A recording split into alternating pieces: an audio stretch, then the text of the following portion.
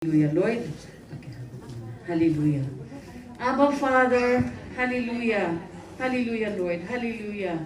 O Diyos na makapangyarihan sa lahat, Ikaw ang tumawag at Ikaw ang pumili sa isang taong naglilingkod sa iyo, Panginoon.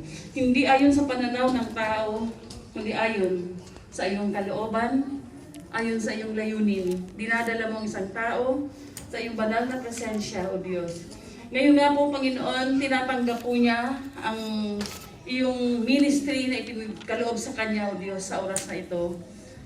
Lord, kasama po ng langis na padadaluyin mo sa Kanya, sapagkat tunay nga po, Panginoon Diyos, na walang makakagawa ng mga gawain mo malibang samahan siya ng Espiritu Santo.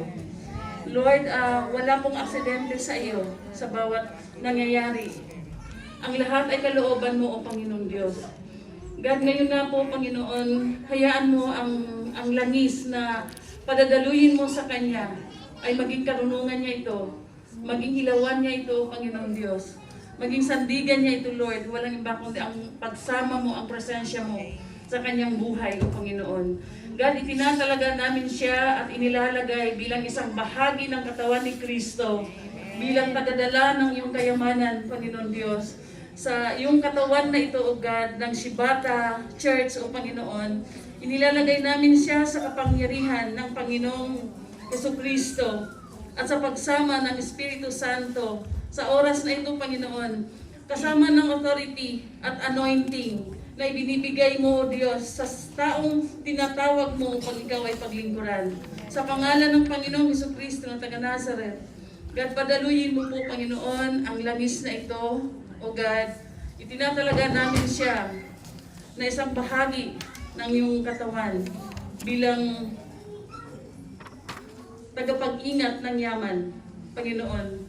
God, pagpalain mo po ang kanyang mga kamay, O Diyos. I-anoint mo, pagpalain ang ministry na kanyang hahawakan sa pangalan ng Panginoong Jesucristo, taga Nazareth. O God, Lord, maging magaan ang blessing sa kanyang buhay, sa kanyang tahanan, sa kanyang pamilya, Amen. sa kanyang mga anak.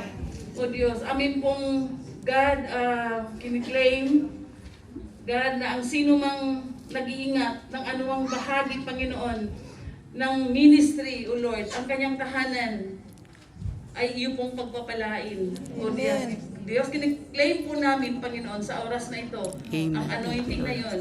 O God, Lord, bibigyan mo siya ng karunungan sa pagbibilang, sa numbers, Panginoon. God, ibubuhos nito sa Kanya ayon, Lord, sa pangangailangan ng karunungan, Lord, na kinakailangan niya, O Panginoon, na nanggagaling sa iyo. Salamat po, Ama. Ngayon nga po amin pong dinideclare na siya ay isang bahagi na nilagisan, O God, ng iyong katawan bilang isang treasurer. Sa pangalan ng Panginoong Jesucristo, tanggapin mo ang ministry na ito, tanggapin mo ang anointing, ang pagsama ng Diyos sa ministry at ang kasamang pagpapala, hindi lamang sa ministry na ito'y dadaloy sa iyong pamilya, sa iyong tahanan.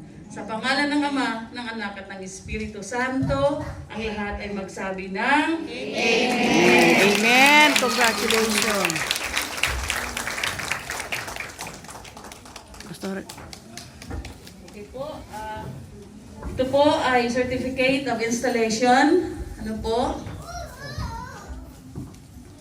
Atin pong ibibigay kay Miss Laura, Sister Laura Vivar, ano po, bilang treasurer ng Jacob Shibata Church. Ano po, tanggapin mo po ito bilang katunayan na tinanggap mo ang ministry na ito.